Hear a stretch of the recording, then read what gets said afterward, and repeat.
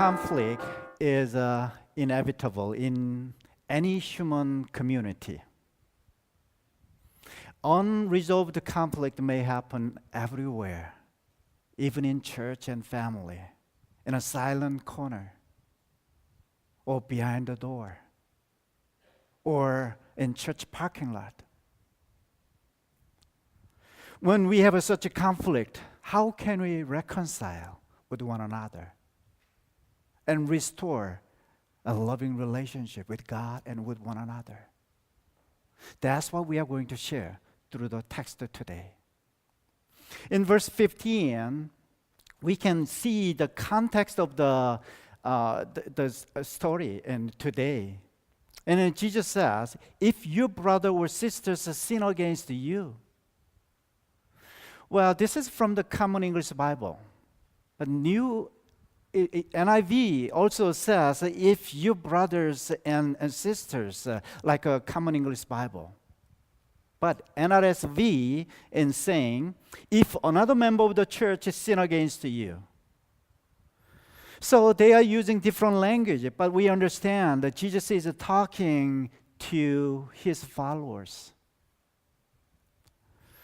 And he's talking about the sin against the people, not sin against God.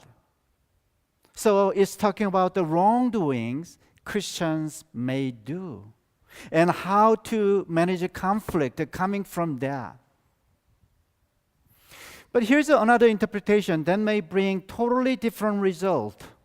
At the end of the verse 15, in saying, if they listen to you, then you have won over your brother or sister, in both Common English Bible and NIV. So if we take it literally, it sounds like the purpose of the confrontation is to win over another person, which you often try to do, proving I am right and you are wrong. And just blaming others and humiliating them and exclude them in our social network or separate them. But NRSV says, if the members listen to you, then you've gained that person. And Message Bible says, you have made a friend. So they may give a totally different application. How are we doing? Through the conflict, are we discerning God's will and try to restore the loving relationship with others? Or creating my version of the story and keep telling others until I win? Friends, the purpose of the resolution should be bringing back that person in our loving relationship. Not to humiliate or exclude someone or separate them, and even toward the division of the church. However, personal confrontation is often the last stage rather than the first in Christian and complaints. So what does Jesus talk about this? The way Jesus approach on this matter is different than the way the world does in judicial system. According to the text today, Jesus instructed with a couple steps. First, in private conversation. Private conversation. Not to open through the social media or email or text or like that, but it's a private conversation. Most of the conflict can be resolved in the first step.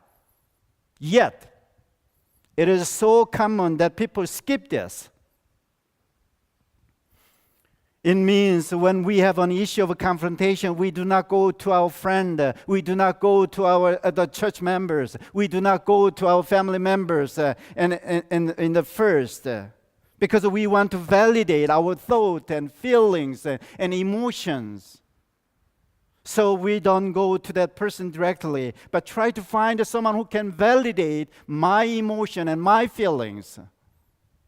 It doesn't resolve the issue, but create the uncomfortable feelings or erosion of the unresolved antagonism. So when someone comes to you with a problem with another person, here's what you need to say. Okay, have you talked about this with that person? Have you talked about this with that person? So help that person to go directly with that person. If you need, I can go with you. If you're not comfortable to go to that person directly. That's just something we can and suggest. That's where Jesus does say to begin. And a second step, take a witness. The purpose of bringing witness is not sharing a stone to throw, but for the reconciliation to regain that person, to have a friend again. And restoring that loving relation with that person. If that doesn't work, then take the case to the church. Then what's the purpose of bringing the case to the church? What if they don't listen even in that situation? So in the middle of verse 17, I read, if they won't pay attention even to the church, treat them as you would a Gentile and tax collectors. This is why and how many Christians use and abuse this the verse to excommunicate someone from their faith community, or find an excuse or reason to separate them, or either they leave or I do. Is that what Jesus is really talking about? How are we interpreting this? Treat them as a Gentile and tax collectors. In Jewish culture and context, the Gentile were people who were far from God. And tax collectors were the people who were working for the Roman Empire. So they ignored the tax collectors as sinners and hated them as they hated Romans. But Jesus was willing to be a friend with the tax collectors and Gentile. So, what do I learn? What do we learn from here? When church decide I am right, but the other person didn't listen, then what am I supposed to do? Keep ignoring that person and humiliating that person and trying to exclude them or leave the church or go to another church or treat them like Jesus, how Jesus treated them.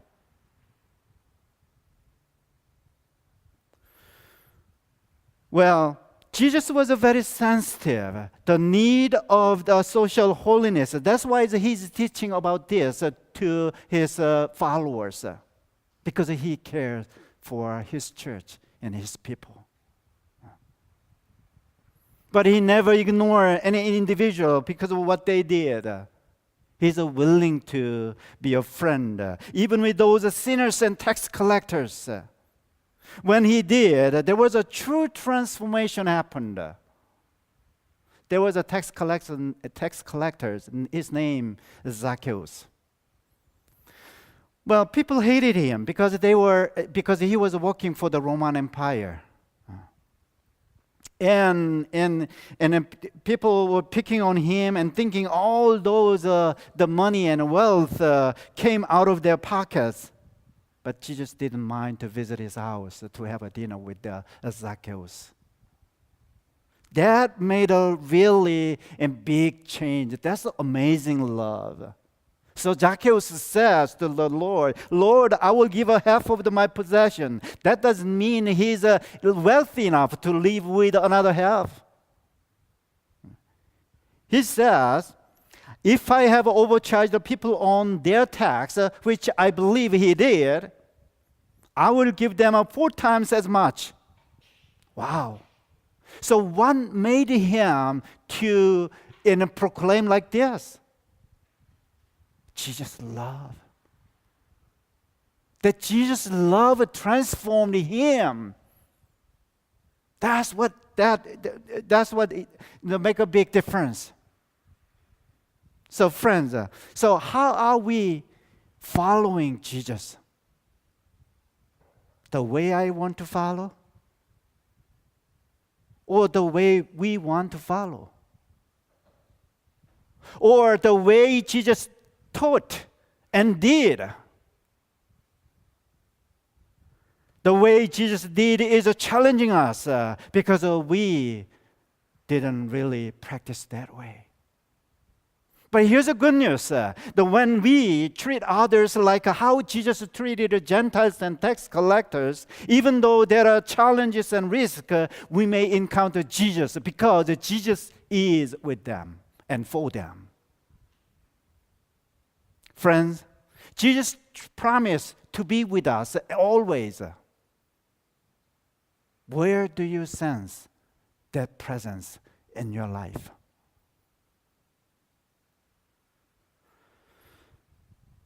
Past couple years, I really enjoyed container gardening, producing healthy vegetables and tomatoes. Well, as I moved in a current parsonage, I decided to go from a container gardening to raised bed gardening, which I think that's an upgraded version. Well, however, I had to experience a failure, a total failure. Many says that their tomatoes grew like a weed, but not mine. I planted 4 different kinds of the peppers, but none of them produced anything in here. And all of them is changed like a brown. But you know what? Last weekend, that memorable weekend, after I came back from the campground, I found 1 red tomato in the middle of the brown in the bushes. Wow. That's my first expression was, wow. I thought it was all dead. It's all brownish. I give up.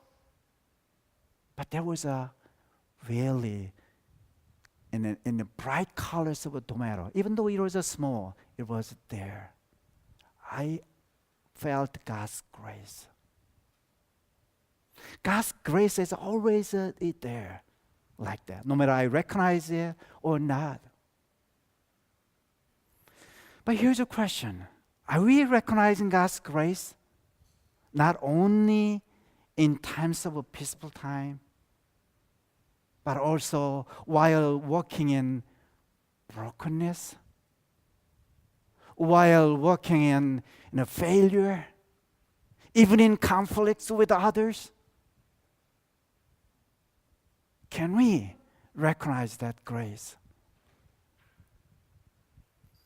I just want to remind all of us, including myself, for the basics of the church. Some may say the most important thing in church is worship. So that person says, that's why we are here, to worship and praise the Lord. So that should be our priority. Some says the most important thing in church is fellowship, loving relationship. So that should be our priority, loving relationship.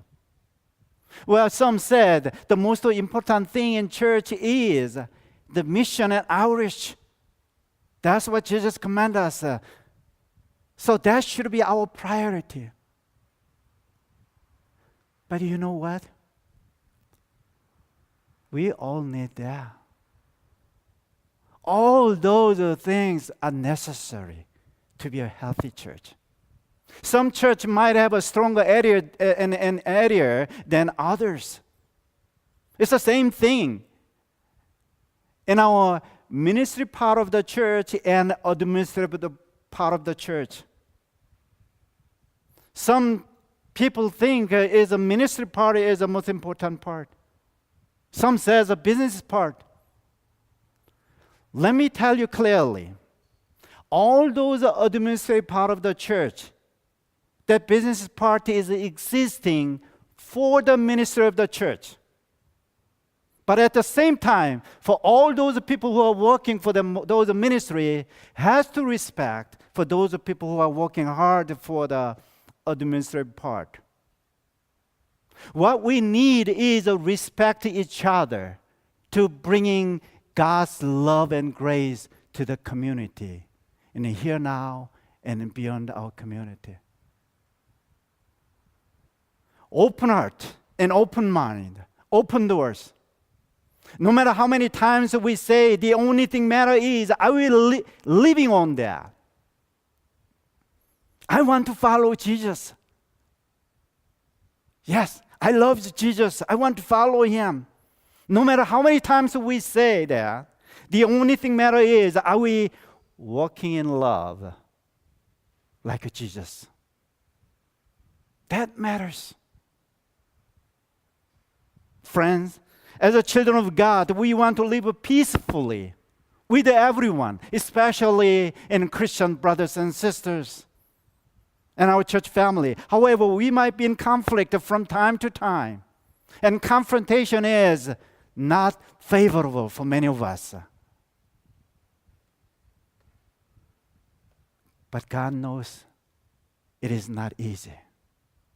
So here's what God says in verse 19. It says, "Again, I assure you that if two of you agree on earth about anything you ask, then my Father who is in heaven will do it for you." In here, about anything you ask, this is not a blank check for everything. In Greek, the word in here, it is a pragma, which means a legal terminology of a matter. So good news is, God knows how difficult it is to agree in dispute in a Christian community. But here's the real great news is in verse 20, it says, "For where two or three are gathered in my name," Jesus promised, "I am there with them." That's a great news. Even in that brokenness, even in that failure and a conflict, I am there with them. For where two or three are gathered in my name. That's what Jesus has promised in here. So, friends, is anyone here who has a disturbed heart in relationship? Shall we take that as an opportunity to experience God's love and grace as we include that person in the circle of love? May the Lord bless your heart as you reflect this word in your life. So here's a video clip that we can reflect what it means to let go.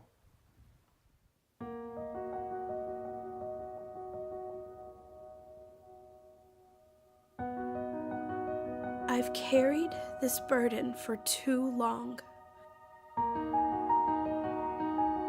I have turned from you, and my heart has turned to stone.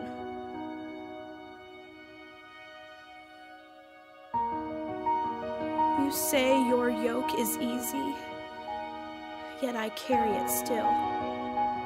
You say your burden is light, yet I carry it still. You say you will give me rest, yet I carry it still.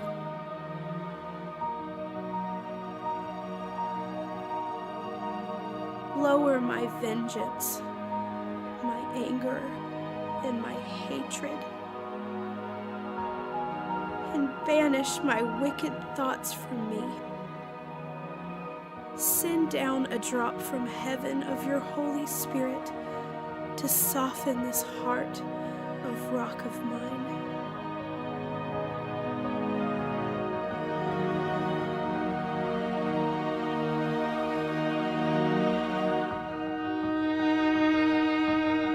Give me the strength to let go.